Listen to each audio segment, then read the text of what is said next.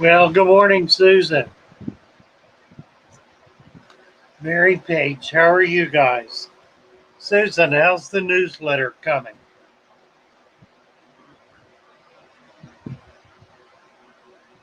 Be real interested in seeing what you are able to do there. That'll be fun. Are you doing that as a separate channel or as part of your channel? Looked like you were doing it as a separate channel.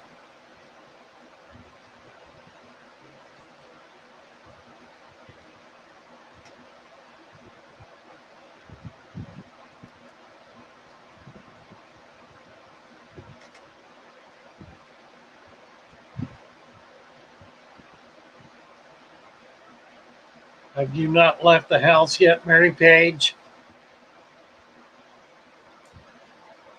Select Pet, good morning. Nice to see you. Good to have you here.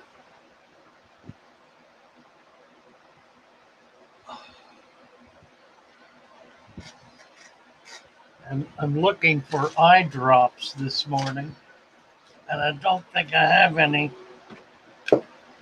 My eyes are burning. Better than my ears burning, I guess. Nothing. Nothing. Nothing. I have nothing.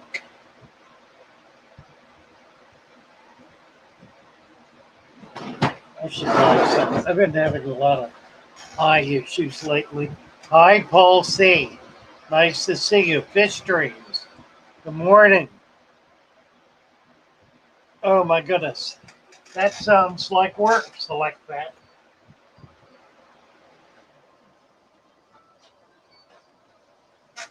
Oh. Ah. Well, be safe, Mary Page. Just be careful. You don't need to be texting while you're driving. I'll keep you entertained. Shane Walsh. Savas Shane, nice to see you. Good to have you here from Ireland.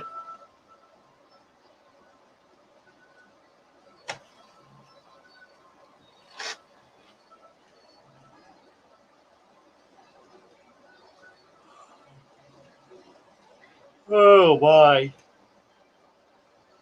Let's see. Markio 306. Hello, Marky. Good morning to you. Nice to have you here.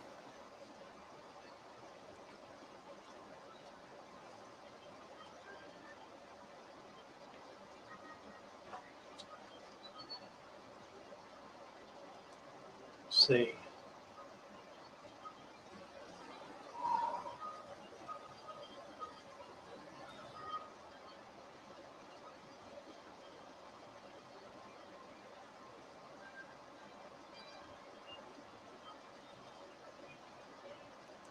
Oh, select pet. That'd take off.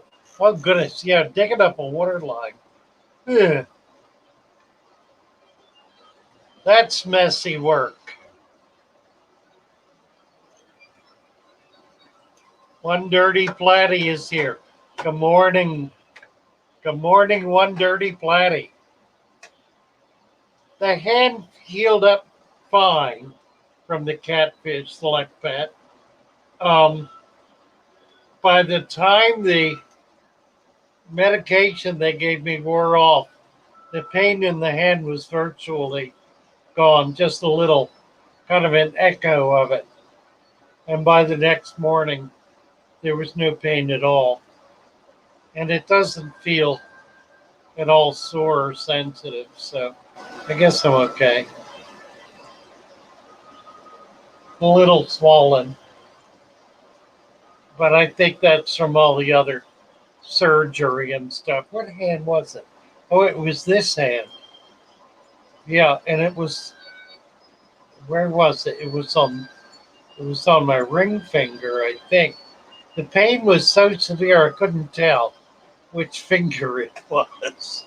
I thought it might have been my middle finger, but it was my ring finger. Yes, it healed up fine. Thank you, Select Pet. Cassie B, good morning. Cassie B. Dank Tanks. Nice to see you, Dank Tanks.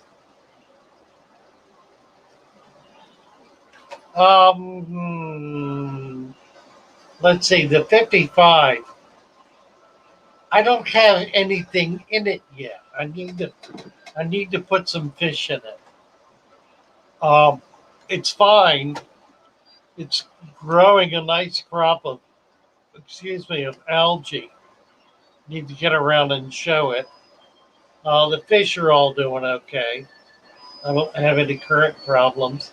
I had an ick um, explosion with my rice fish. I've had that before. Rice rice fish seem to be uniquely susceptible to a higher temperature ick. I don't mean the ick is higher temperature. I mean they get it at a higher than normal temperature. My temps have not gone down below 80, and they had a pretty bad infestation. I kicked the temperature up to 86 or so, and it cleared up in a day. I mean, it was literally gone in one day, and they seemed fine now. They did not lose any.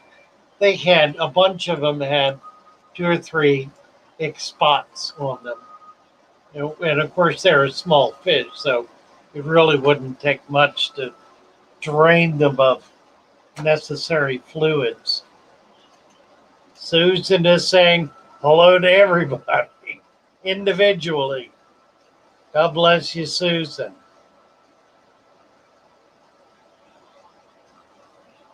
Yeah, Select Pet saying should wear gloves when working in aquariums. I never have. And I would feel uncomfortable doing it, I think. And in truth, it would not have helped. It probably would have made it worse. Because if he would have pierced that through a rubber glove, it could have tangled, gotten caught, and just more severely injected me with his toxins.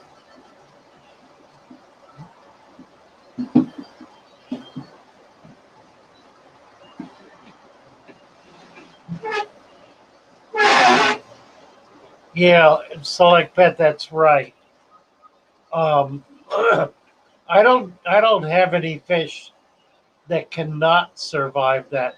In fact, I was talking with Precious Tranquility the other day. I've always been under the impression that fancy goldfish required cooler water. And she said, no, not at all.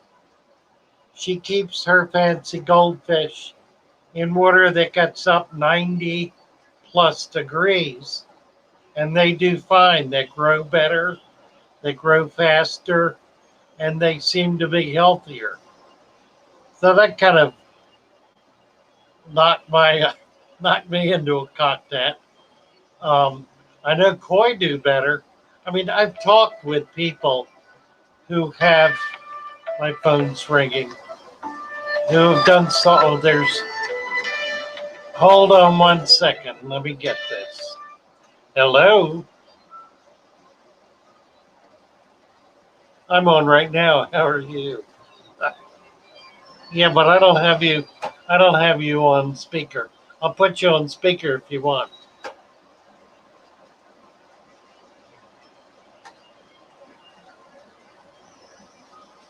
All right, will do. All right, Susan. Thank you for the Patreon listing. I've got a few new Patreon people. If I could ever get my head wrapped around it, I could begin doing some things that I need to do. I just don't know what it's going to take. I'm uh, I'm in a I'm in a kind of a go slow mode for some reason. Don't really know why. Uh, Select Pet says goldfish will definitely grow faster in warm water and may appear healthier, but I bet the lifespan is shortened. Probably won't get to 44 years. Yeah, I expect you're right about that. Anything that grows faster is not going to live longer. It's going to live less long. Um, I tend to underfeed my fish, and I think they tend to be healthier for it. Thank you, Susan, very much. So I expect you're right, Select Pet. But, the reality is,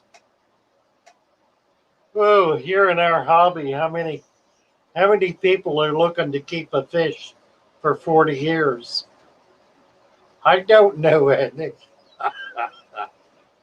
40 years.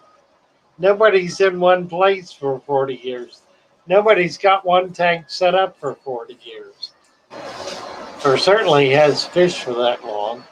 Any one fish. It's strange, isn't it? And yet you look at some of these Japanese koi that are 100 years old, at least. I mean, they are 4 feet long and weigh, God knows, 100 pounds. Monster fish. And they've got to be 100 years old or 50 years old. They're old in any case. Betsy's here fiddling with the turtles. What are you doing here?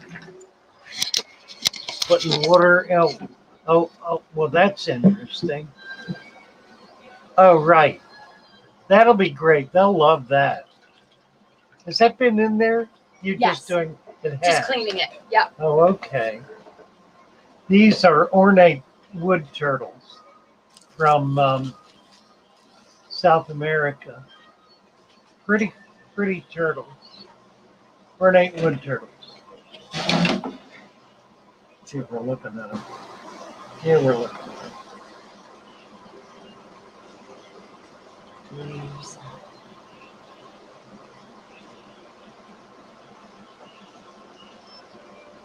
Fix up their home.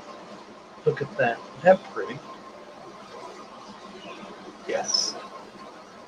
Very nice. And they're eating their greens.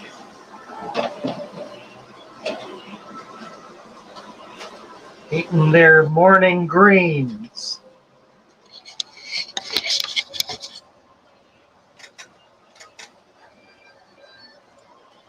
Big City Bettas. Hello, Big City Bettas.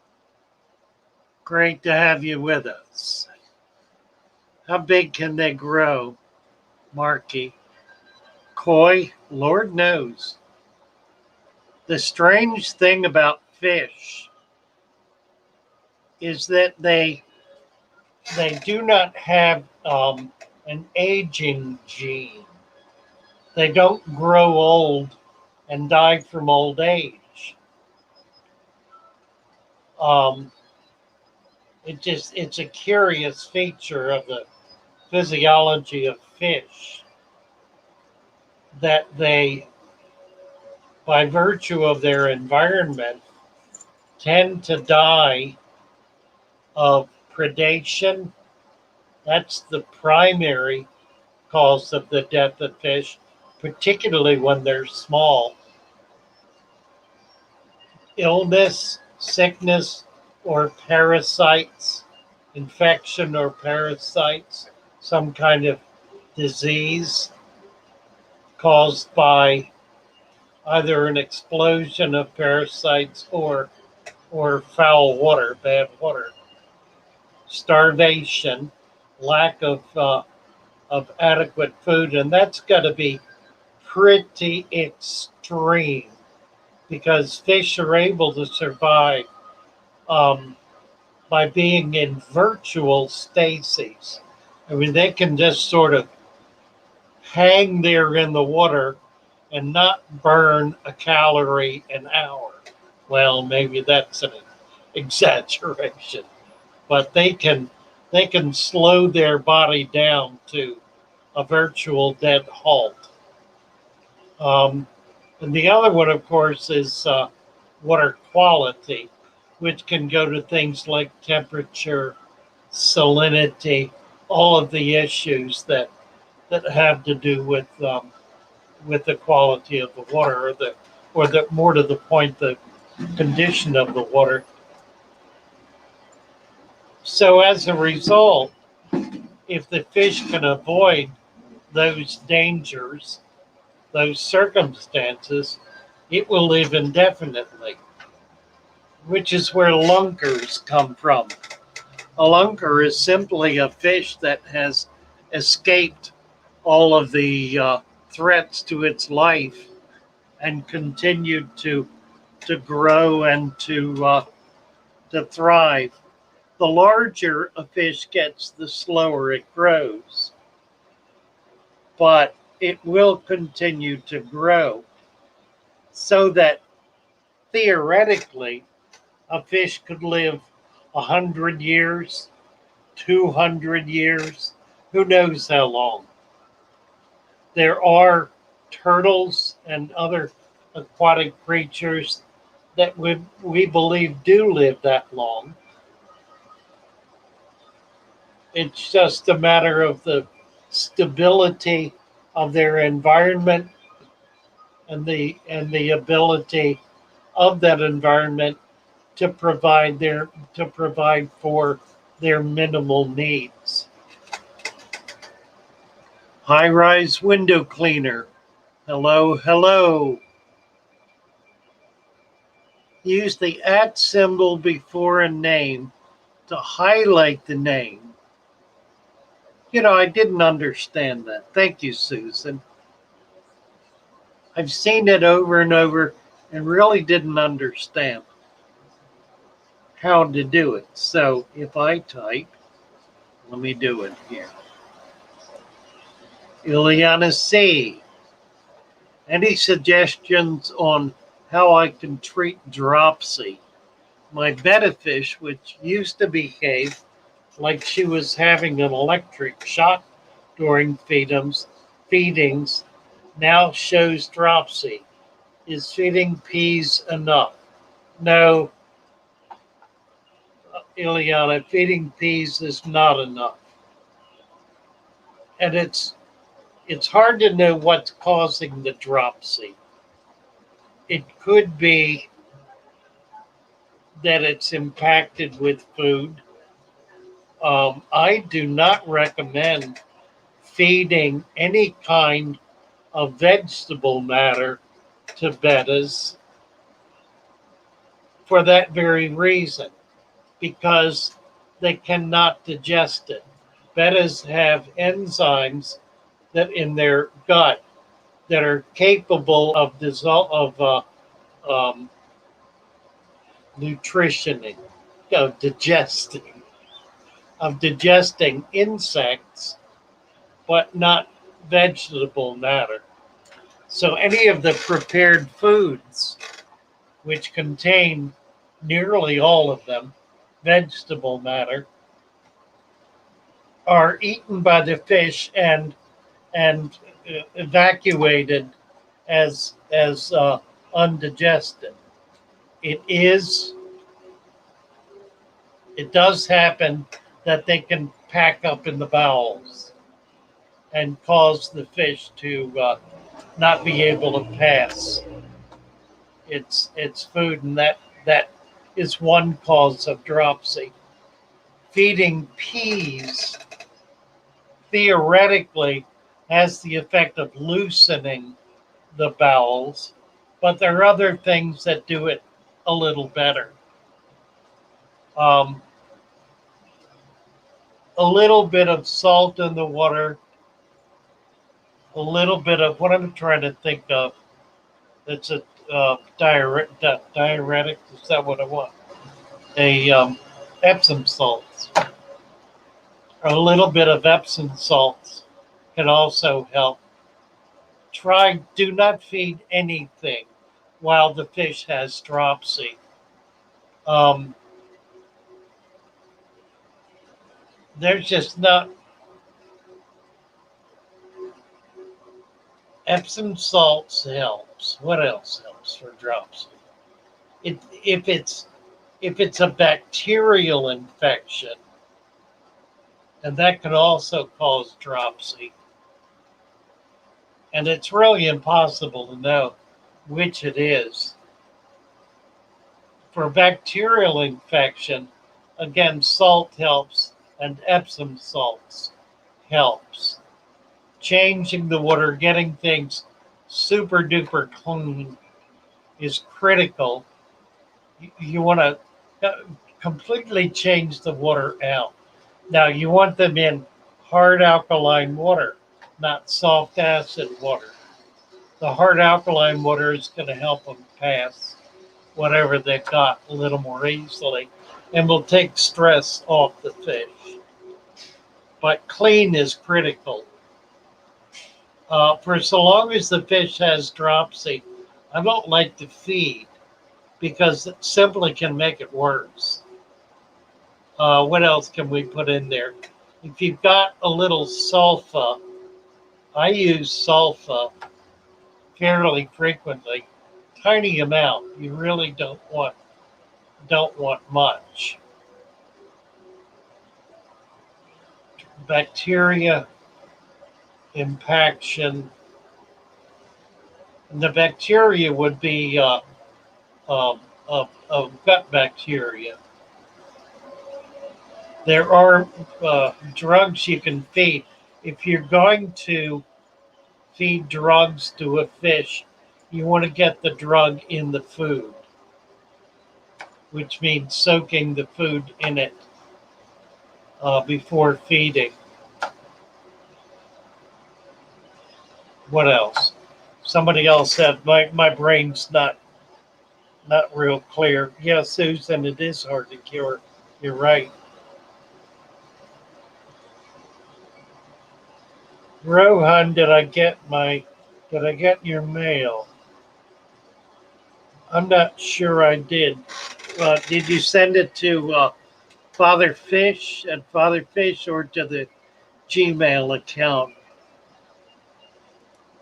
Let me look at the Father Fish account.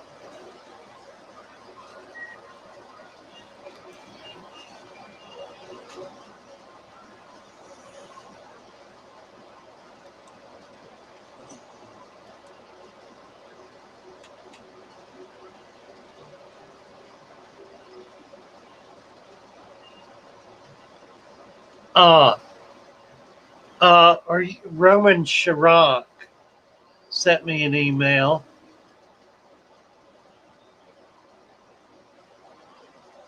Wanted me to buy some fish for him at Predatory.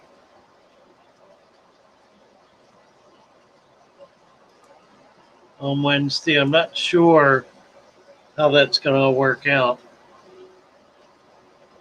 Rohan J, are you Roman? Roger S, hello, hello.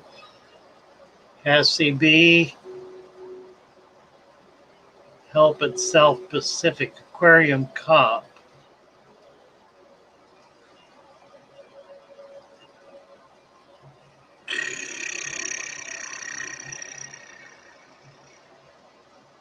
South Pacific, I set up a dirty tank a month ago with mud I got from my backyard. Now I have white worms all over my tank. It looks disgusting. Well, yeah, I don't know that I haven't seen those white worms in an awful lot of years. And my recollection is that they were not being eaten by the fish. They're nematodes, a type of nematode. They probably are edible. I mean, it's a worm after all. So there probably is something that'll eat them. Somebody mentioned, did you cap the sand? And that's kind of critical. Cassie B is asking if you put 2 inches of sand, 2 inches of sand on top of your mud. If you've got substrate bleeding through, then you need to cap it. The whole idea of doing this deep substrate is to get the cap on the dirt deep enough that the dirt stays down into the substrate and does not come up into the water column. It sounds like you've got a lot of nutrients in the water column. But the worms are probably microworm culture or something a little bigger. Microworm's tinier than that. It's a nematode culture, and there ought to be fish that'll eat it. But get some sand in there. Get a couple of inches of sand if you have not done so. If you have, then add another inch of sand. Dirty Platty wants to know what Father Fish's opinion of the 1 inch per gallon rule is. And I'm assuming you're talking about 1 inch of fish per gallon. Excuse me a moment. Turn this fan on. I turned it the wrong way. My opinion of the 1 inch fish per gallon of water is that it is meaningless. If the fish is 1 inch long and is a tetra in a 10-gallon tank, I routinely keep 100 fish, tetras, in a 10-gallon tank. If the fish is a cichlid and it's 10 inches long, I would never keep it in a 10-gallon tank because it would die. It would jump out. It would just not survive. So, right, I think the 1 inch fish per gallon rule is foolishness. Is that straightened up?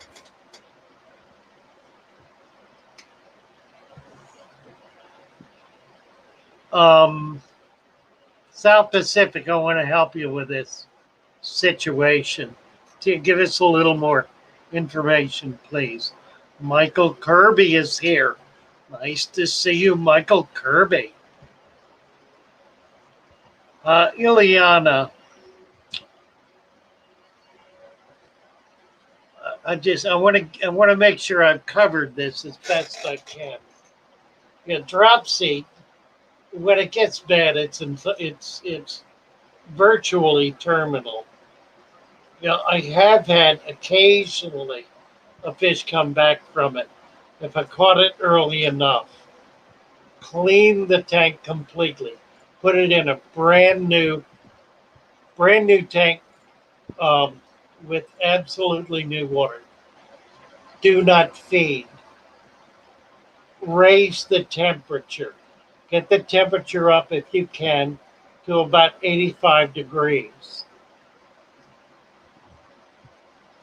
Put in a gallon a half a teaspoon of Epsom salts or a level teaspoon of salt. You can increase that day 2 or 3. Don't go beyond that. What else? If you're going to feed, you want to feed live food. Feed brine shrimp, blackworm. You can feed frozen bloodworm, something that's going to be digestible and is going to help push whatever's in there through, if that's the problem. Medication, a sulfa drug, if you use it, soak whatever you're feeding in the drug and feed it. like black bloodworm, a little piece, tiny piece of ground chicken, a little piece of fish, ground fish. If it's going to eat, make sure it takes in some medication. You can soak the medication in Epsom salts. That will get the Epsom salts into the system and help if it's a problem of impaction. It'll help release that and break it up. That's all I can think of right now. I'm sure more will come. But good luck with that, Ileana. Susan, it's on my phone. What are you talking about? High Rise. We did that. Good morning. Good morning, High Rise. Pulsate talking about growing out fish. Holly Gibbs. I got my tank, best to use the 55 or the 120 for saltwater. That's a really good question, Holly.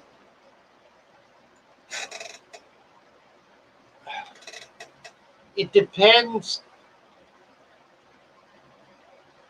I was going to say it depends on how extensively you want to develop this, but the reality is between a 55 and a 120, the only difference is the depth of the tank. And a 120 is better than a 55. If you're going to go that big, then go for the 120. You'll be able to do more with it. You'll be able to sculpture it better. And it'll be a little easier to keep stuff alive. So, yeah, go for the 120. You want a very, very deep sand bed, at least 6 inches. And then top it off with live culture. See if you can get to a shop or a friend who has a saltwater tank and get a bag of live sand from an existing tank and pour that over your substrate after you've got the water in and balanced. That will seed the tank. Don't buy bags of live sand. Well, let me get into this a little bit. There have been some attempts recently by manufacturers to sell live sand in breather bags. That doesn't work either. The problem with live sand is that it's aerobic, typically, not anaerobic, typically. However, once it's in the bag for any length of time at all, the oxygen gets burned up and it becomes anaerobic, and you've got a bag full of anaerobic bacteria. Not a bad thing in and of itself. But here's the issue. You dump that live sand in your tank. You put water in it. You fill it up. All of the anaerobic bacteria dies in the presence of oxygen. So now you have a tank that needs to be cycled for 30 days or more. So what's the point? The better way to do it is to, if you're going to buy live sand, buy one bag, put it in a bare tank, immediately cover it with 3 to 4 inches of dry sand. Put the salt, dry salt, on top of the sand. Put in whatever dechlorinator you need. I use crystals. It works a little better in that application. Fill the tank, put your rockwork in if you want to. Fill the tank, turn on the filter, get things cranking. Once it's dissolved and your salinity is at the appropriate level, sprinkle sand from an existing tank on top of the substrate. That brings live culture, aerobic culture into the tank and seeds the sand. You can then put a few fish, like a pair of clowns, into the tank immediately. Do not feed for the first 2 to 3 days. When you do feed, feed very, very sparingly. You don't want to push up the ammonia. That'll stress the fish. Go slow. And you can do this and do it very successfully. But that's the best kind of basic formula for setting up a saltwater tank.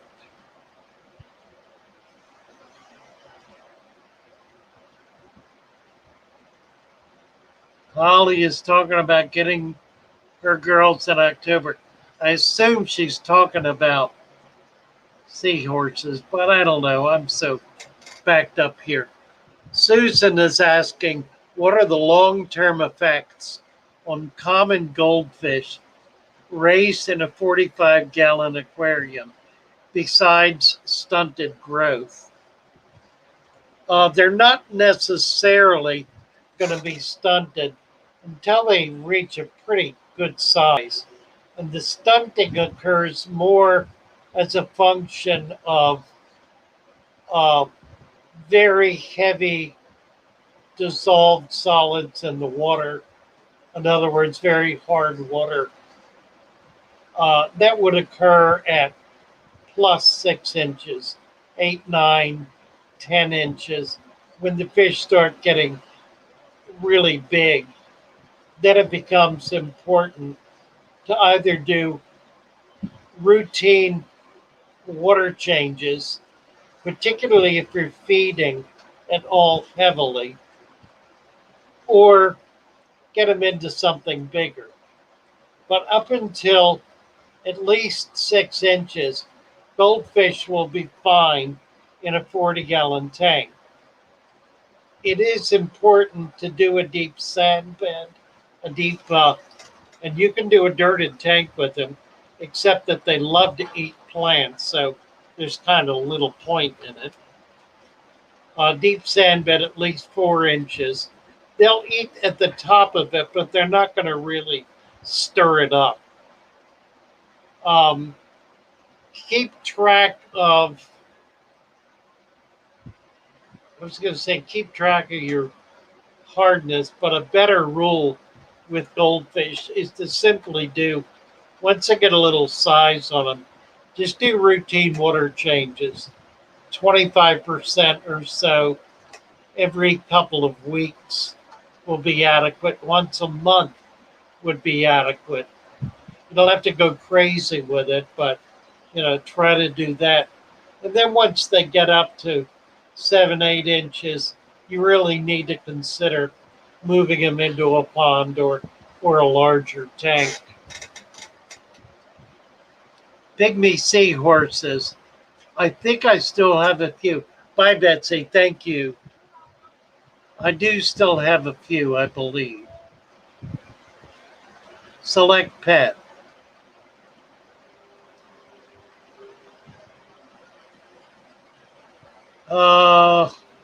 Who is responding to somebody? Oh, here it is. About warm water.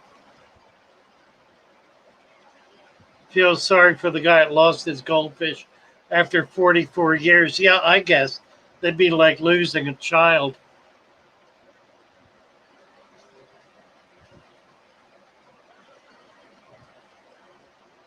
I think I'm back far enough. Let's see. So, Holly, are you looking to get seahorses in October? Is that what you're saying? Got my tank bestie. Okay, right. Paul correlation between temperature and size of fish. Paul C. That's a really good question, Paul. Is there a correlation between temperature and the size of fish? I would say no. There is, however, a correlation between temperature and fish growth. A fish is going to tend to grow more quickly in warm water simply because it's able to digest food better in warm water. Let me suggest something to you. And this, I don't have any science to back this up, but as a matter of common sense and fish care, we know with reptiles that they need to sun themselves in order to raise their body temperature to be able to digest their food. Now, while that's not true with fish, for a completely different reason, a warmer temperature is going to cause more of the nutritional value of the food to be taken up by the fish. In other words, the warmer the water is, the more the fish is going to be able to digest it. Now, there's a difference in this respect between fish and reptiles. A reptile will hold on to its food until it's fully digested. If you've ever seen snake poop, there ain't much to it. It's dried out and done. Everything is digested.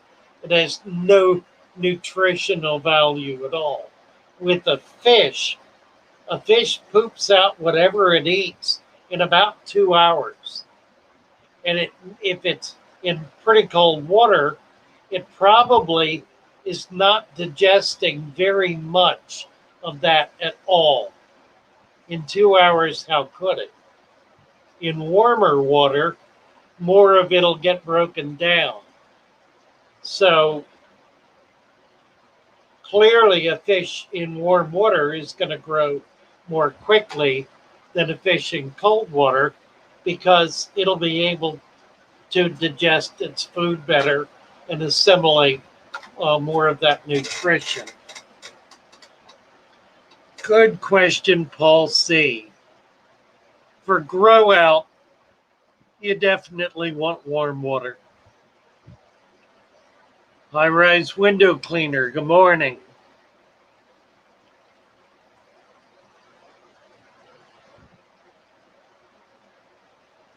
Michael Kirby, we said hello.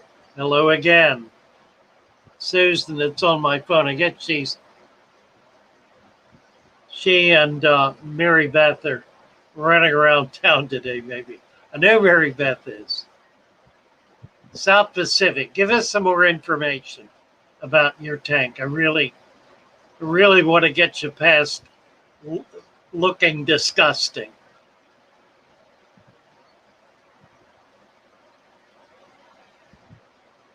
Let's see. We're getting along here. I did ask Rohan.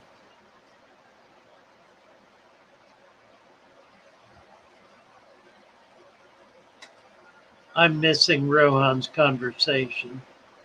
Susan, green pea with Epsom salts.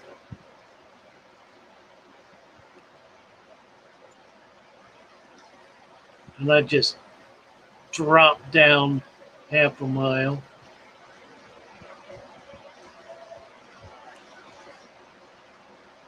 Oh dear.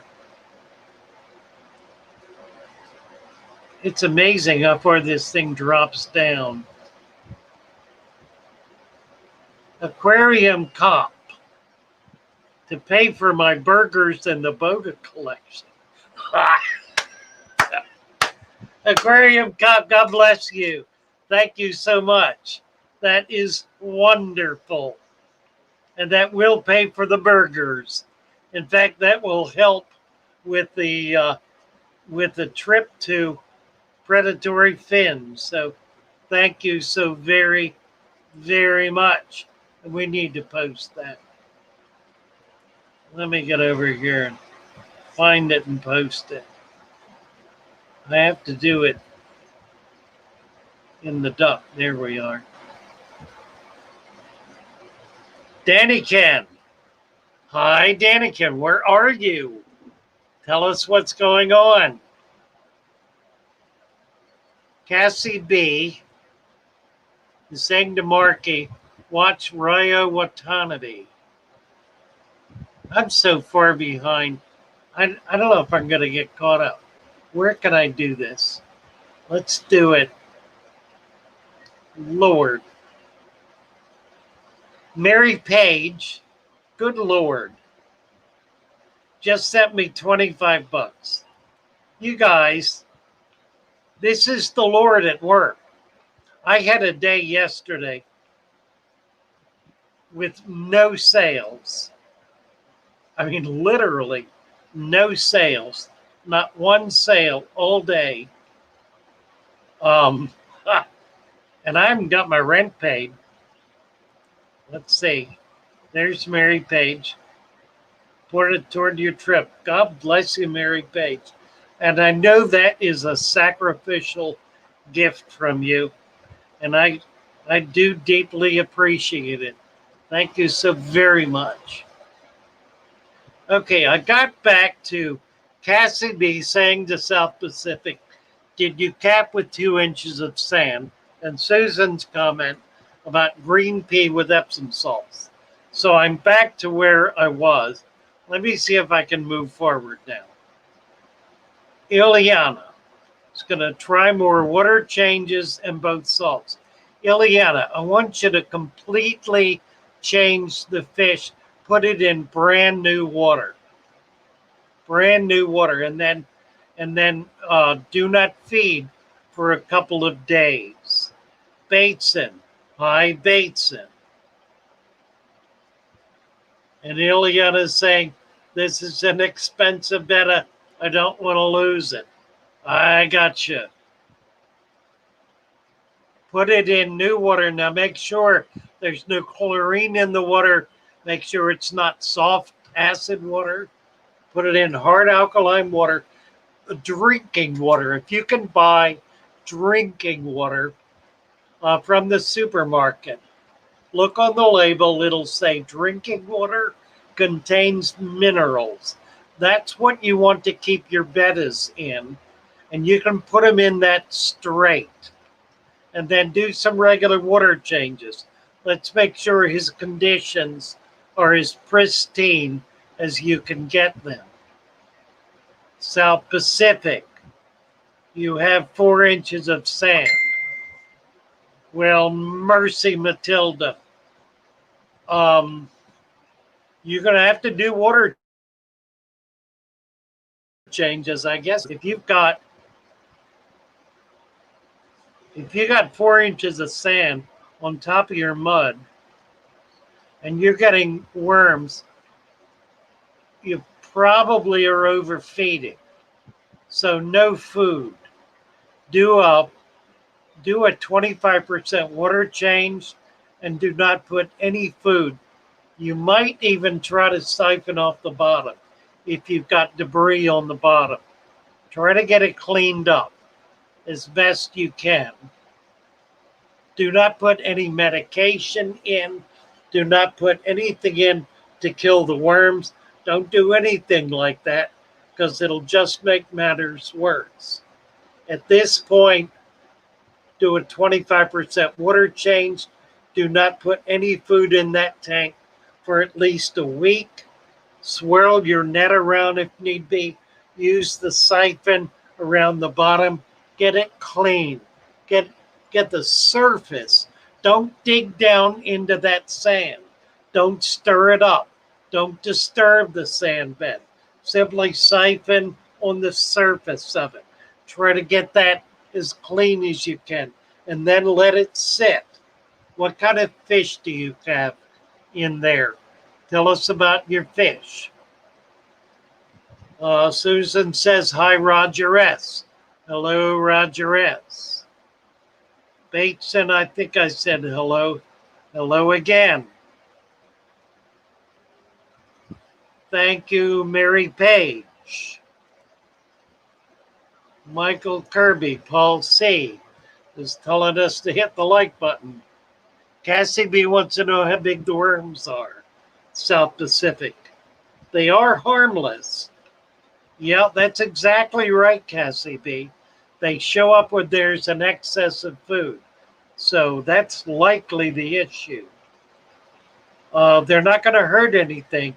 You may not like them, but they are saving your tank from crashing. Very likely. So let's just try to clean things up. Mary Page just stopped to get gas. South Pacific, about 4 inches long. I guess you mean deep. Yeah, you don't need more sand. You don't need more sand, but you do need to stop feeding. And then when you start again in a week or so, feed the first day, feed 10% of what you're feeding now. And the second day, feed 10% of that. In other words, stop feeding your fish. You're killing your tank by feeding your fish. Talk to Lee. He'll be around. Do not feed your fish. South Pacific, we got you. You're overfeeding your fish. Hillbilly Nomad, good morning. Nice to see you. Susan to Ileana. Lower the water level, provide near stone and something for it to rest on a plant or floating log. Now, what in the world is she referring to that I completely missed? Must be a turtle. I don't know. And I ain't going to go back and look for it. Somebody tell me if I need to know. Okay, where are we? Bateson. Good morning, Mary, Susan.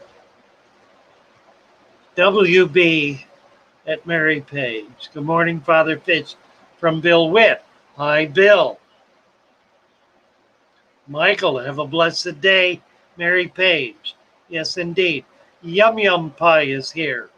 Hello, Yum Yum Pie. Chatter blessings up.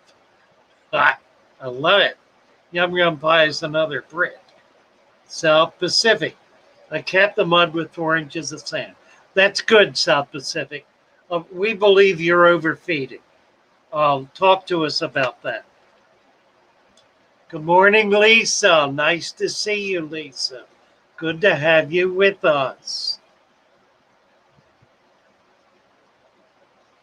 And Aquarium Cop and Mary Page, thank you guys so very much for the super chat.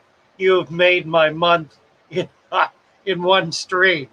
What a blessing you guys are. Cassidy wants to know how big South Pacific's tank is. Good question. Marky, what can you tell me about the rice fish? How difficult to keep them, maybe, how to breed them, what species are most popular on the East Coast. I don't know anything about rice fish species. I know the ones I have are blue with a blue eye. They have a blue iridescent sheen with a blue eye. They are so pretty. I've noticed that they're very susceptible, at least in my tanks, to getting ick. I've had 3 or 4 batches of them. I completely lost one batch because I did not catch the ick in time. I just had another bout with ick, and it happened in warm water. They were in 80-degree water and got ick. Nothing else in the tank, nothing else in the adjacent tanks got ick, just them. Most of them had 2 or 3 or 4 spots of ick on them. I jacked the temperature up. It came up within 12 hours or so to 85 plus. By the next day, the ick was gone. Um, they breed they breed by scattering eggs. I've not bred them, but guppy grass or any other kind of bunch grass, they'll scatter eggs in. You're always better off pulling the eggs of scatterers because they do tend to eat their eggs and babies. So pull out, if you have a big clump of Java moss, I mean, put the Java moss in, divide it in two, put the Java, half of it in. The next day, take it out, put it in a tank by itself, and put the other half in.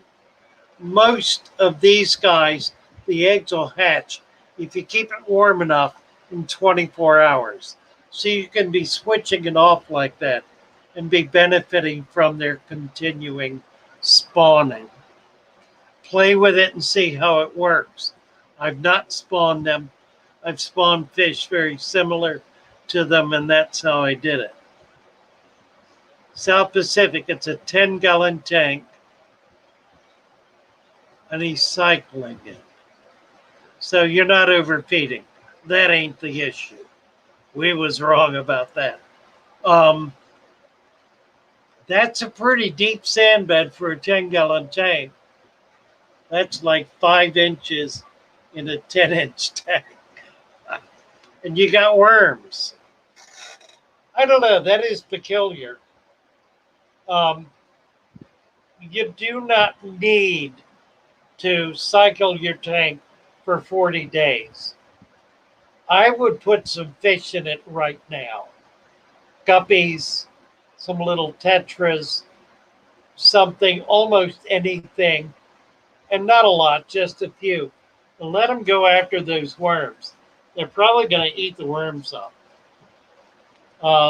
Let's get a couple of fish in there. One of the benefits, South Pacific, of the deep sand bed is that it allows you to put fish in the tank early on, because what you're doing is starting at the end of the cycling cycle. You're starting essentially with a cycled tank. It's pre-cycled. Now, it's not pre-cycled 100%, but it's pre-cycled 10, 15, 20%, enough to be able to sustain some fish. What's critical about that is to not feed them for at least the first few days, and then feed very, very sparingly so you can gradually build up more of that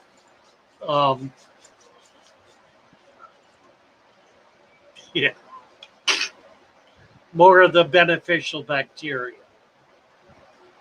So put a couple of fish in there and see how it goes. Do not panic, South Pacific. Do not panic. You're in good shape. You're okay. Add a couple little fish. High Rise Window Cleaner says when you get shirts made, the back should definitely say, just add sand. Right. We've got a couple of ideas came across about that. I don't know if I can find them. I'm not finding them. Keep it dirted was one. I like that real well. Keep it dirted. I don't see any more. Just add sand. I'll add that to my list. I have a pen. Here we go. Keep it dirted. Just add sand.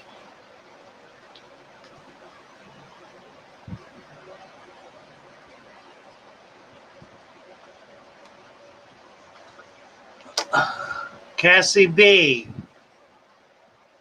Mark you 0306. Watch Ryo Watanabe. He has several videos on rice fish. His uncle breeds that. Oh, I did see some of that. Yes, that was really interesting. Young man, I guess he is.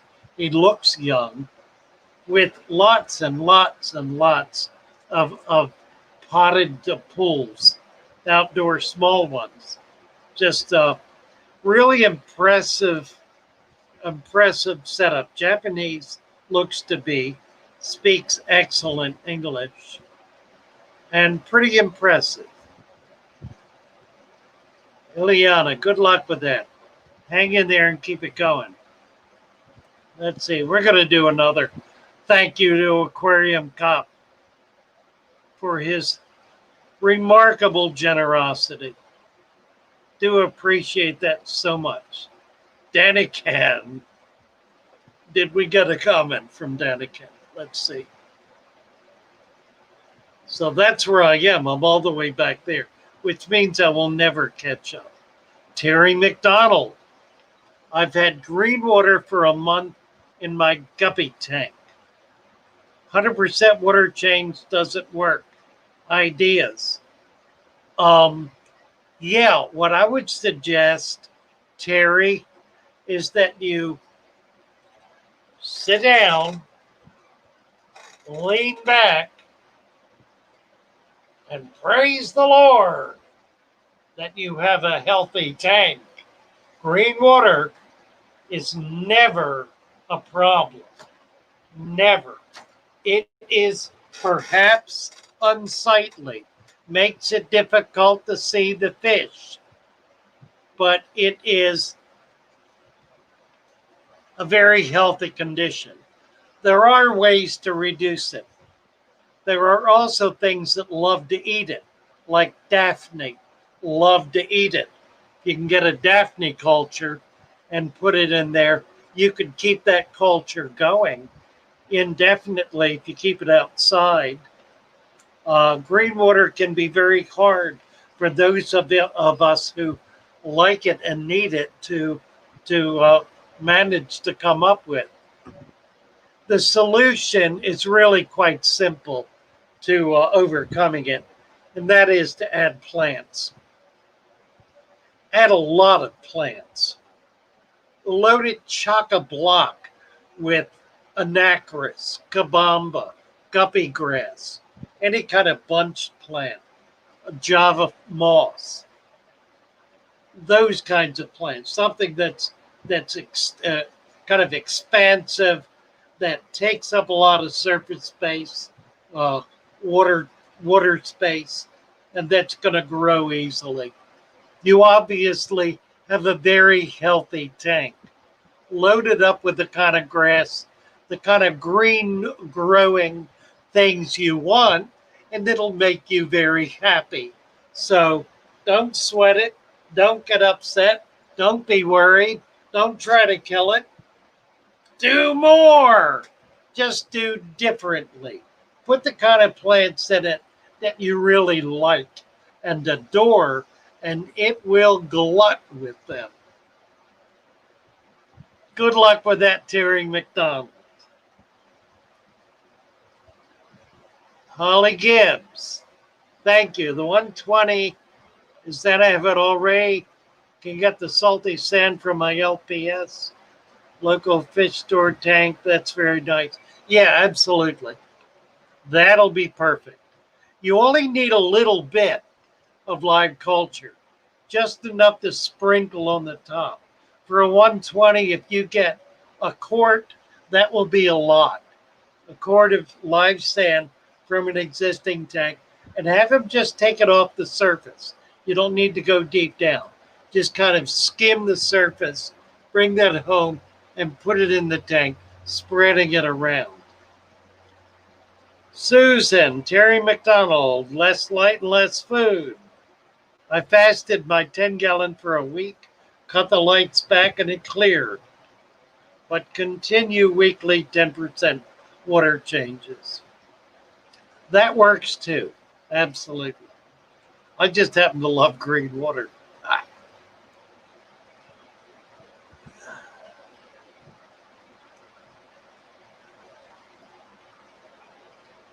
Kenny, I made it for YouTube reviewing now. Still watching your videos. Cassie B. I don't think he he could start over. I don't think he needs to. He's got a pretty deep substrate, Cassie B. South Pacific, I'm talking about. Um, it would not be difficult to start over. But I think the first thing is try to get this cleared up and get him past being apprehensive about getting fish in the tank. He's trying to cycle without doing anything to cause it to cycle. Fish cause the tank to cycle. So not putting fish in there really does not help it cycle, particularly with the deep substrate. What the worms are doing, here's a thought. What the worms are doing is providing the organic portion of the um, acclimation process. That's the wrong word. Uh, of the breaking it in to be able to get the bacteria going. Putting fish in will accomplish that better and more quickly.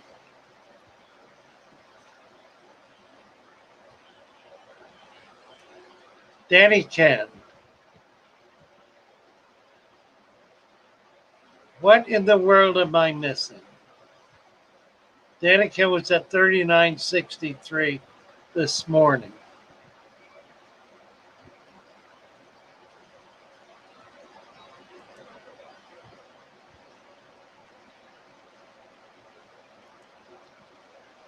I've gotten totally bollocksed here. Too much ranting. Swampy Acres, good morning.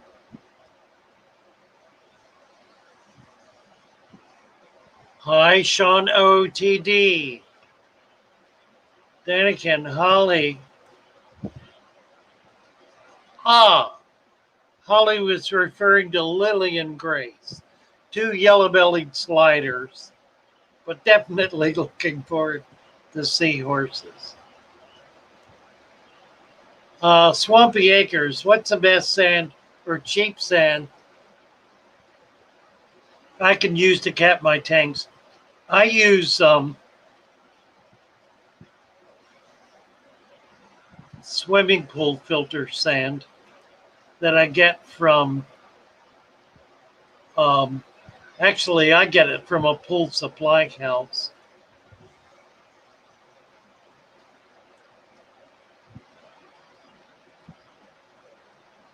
I think I must be half an hour behind on comments here. I'm going to jump down here.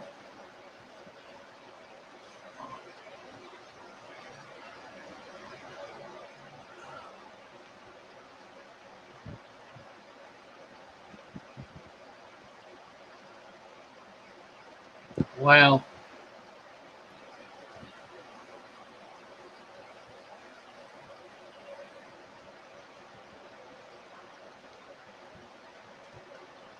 Mary Page is saying, check your super chats. That was at 9:22. It's now 9:50. That's how far behind I am. So I've lost it, guys. I ain't never going to catch up. Lee is here. Hello, Lee. Now I've hit the wrong button. All right. Hi, Lee. Sean, Father Fish, you ever get the shell dwellers to breed? No. I've got 2 tanks of shell dwellers and no babies.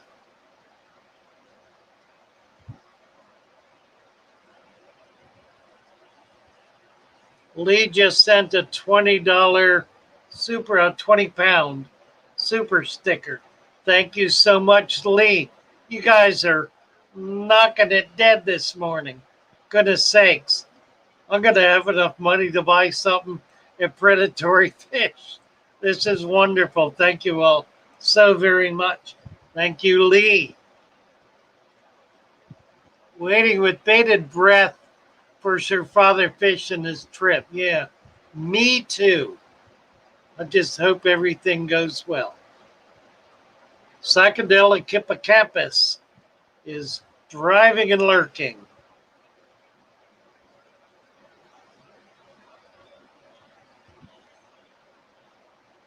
I'm moving way down here. J Dog says the sand bell is much safer than a sand drinking game. Gotta agree. Ah, well done, J Dog. Bet you thought you never say that, Father Fish. You don't need any more sand. I know, Holly. That's true. I thought about that when I said it. But you're right. I never thought I'd say that. Lee Wilcox posted a video with my mummy. What in the world is going on here? Saying hello to you. Plus some video of her weekend at Sue's parents. I'll look forward to it, Lee.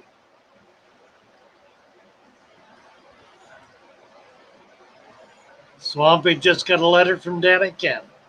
I'm getting a visit from Danny Ken. Excited about that. That'll be wonderful. Aquarium cop. Fish keepers feed once a day. Don't feed them like fish breeders. It's very different. Father Fish, please make that known. Good point, aquarium cop. Fish feeders. You know the baby bird that's missing feathers? Yeah. I don't think the mom's really able to teach her. Well, put them back in there then. It's the opposite way. Where is the mother? The mother's in the atrium. Put him back in the atrium. He is in the atrium. Huh? He is in the atrium. Well, don't worry about it. He'll make it or he won't. He's a severely damaged animal.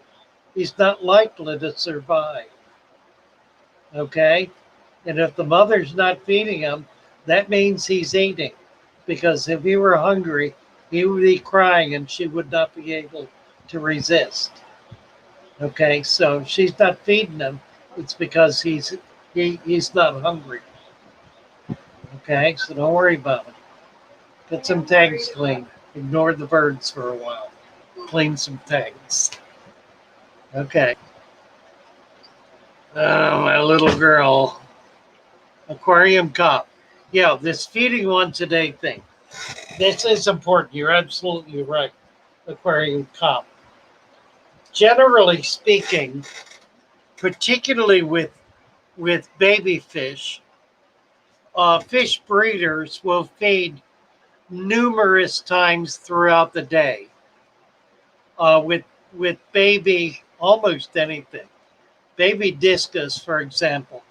Once the babies have been taken away from the parents, if they're left with the parents,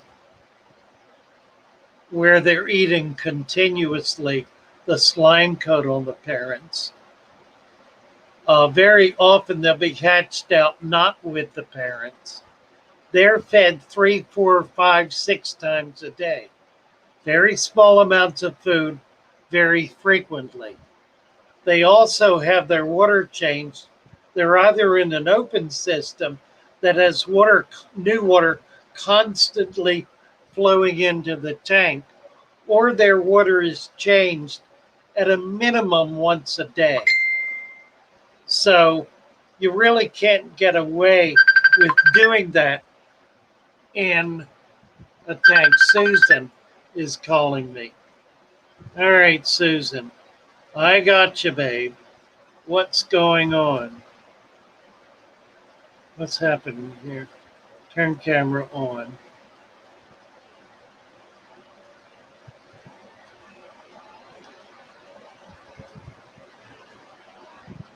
Okay. Hi there. I'm looking at me, not you. How do I reverse this? Susan. There we are. Let me get hold on a minute. I don't know. I need to get the volume up. Crap. Tap to expand. Okay, let me get mic down here because I can't figure out how to get you on speaker. Go ahead.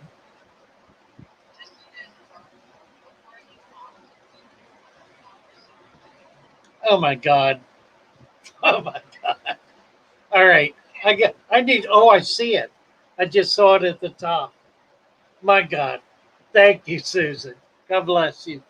Oh dear. Aquarium cup. I gotta find this. Susan just called to said Aquarium cup just did a $100 super chat. And I can't find it. There it is. Right there. Aquarium cup. Keep educating, get father fish, pay your rent, stop eating carbs. To fish fam for life, live forever, dad. Hey, well, mercy, mercy, mercy. God bless you, Aquarium cup. Thank you so much. You guys, your generosity is overwhelming me. Elise says, wow, wow, wow. Yeah, I got to agree. Wow, wow, wow. Thank you so much, guys. I've had $200 in super chats today on today's stream. Very cool. Isn't that amazing? Amazing. It's usually $5 if that. So something clicked. I don't know quite what. Let's see. Roxanne is saying, Mary, I still have to send you that email. Um, I am totally lost here, guys. What I probably need to do is go to the bottom. Lee says, Sir Father Fish, how long has it been since I stopped messing with my tanks? 3 months, 4 months, 4 days away from home this weekend. When it came home, it all looked so much better. Yeah, there you go. Fish Dreams just sent us a super sticker for $19.99. Thank you, Fish Dreams. I need to find this so I can post it.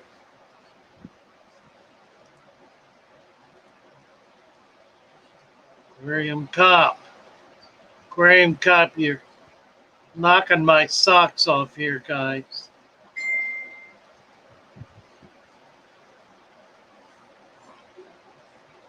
Lee. AC is the best. Catch him doing something wrong. I don't know what all that is.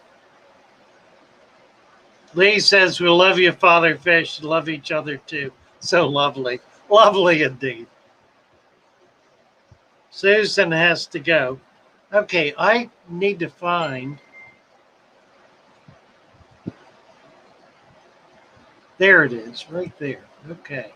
Gotcha, Fish Dreams. Thank you, dear. So very, very much. And all you guys, you've turned this into something spectacular. The money is really going to be a big help because it's gonna give me what I needed when I get the predatory fins. I was really kind of squeaking around the edges, hoping for some big sales today because we're going tomorrow. So it's going to be exciting. I deeply appreciate the generosity of all of you. Let's see. I'm just backing up a little bit now. Yeah, Aquarium Cup has been more than generous. These are sacrificial gifts. And I know some of you guys enough to know that's really true.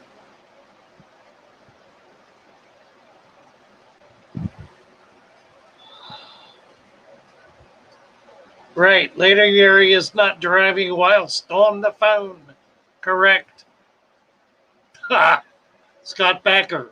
We heard everything when Father Fish said, do not add any more sand. Yeah, that was a once in a lifetime event, I think. Swampy Tom, love you load, says Lee. Bollocks. I did say bollocks. Yes.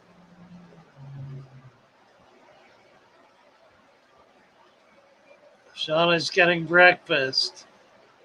Okay. Is this Holly? Aquatic Conquest. Well, we got to get back to your earlier comment. He says, my early options, try and give them away or take back to the shop if they accept, as they don't have a spare tank. Oh, are you talking about your crebensis? Well, just leave them in there then. Provide more cover, and some will survive. Cribies are not all that aggressive toward fry. It should work out. I was distraught today when my lights came on. I noticed both blue electric rams dead. I believe, unlike a disease, their deaths were in fact caused by crebensis attacking to defend the fry. Well, that's a distinct possibility. And it does teach a life lesson that if you got a pair of fish in a tank that are spawning, you really need to make sure they're the only fish in the tank if you're at all interested in keeping them and keeping their fry. So I'm sorry about your loss.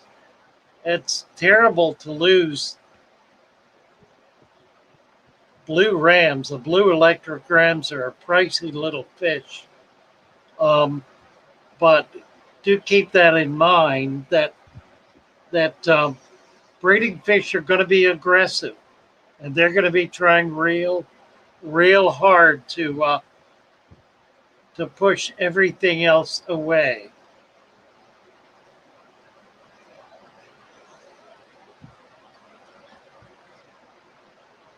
Did aquarium cop? There it is. Okay.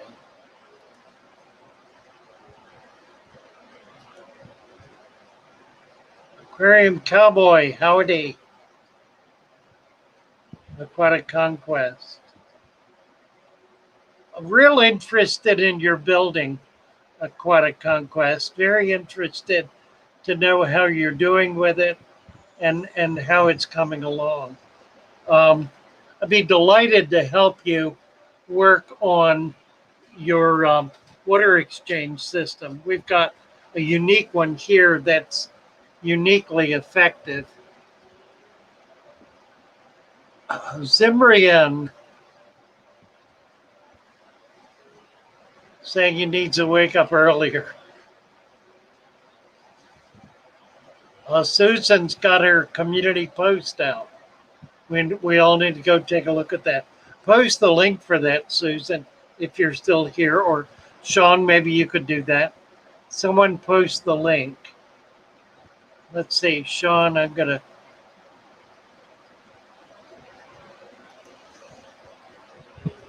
What a conquest.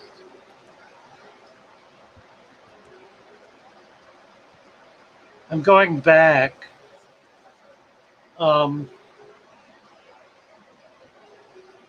Yeah, Aquarium Cop is saying that he's not a breeder, he's a fish keeper. Feeds every other day or sometimes once a day. Breeders power feed. Yeah, in order to get that instant growth. They're also not, breeders are not raising fish to keep. They're raising them to sell. So they're trying to get quick, fast, early growth, which provides a lot of vigor. The fish appears to be very healthy. They're able to crank them out pretty quickly and make their money on them right away. So it's very different from keeping fish, uh, raising fish to keep.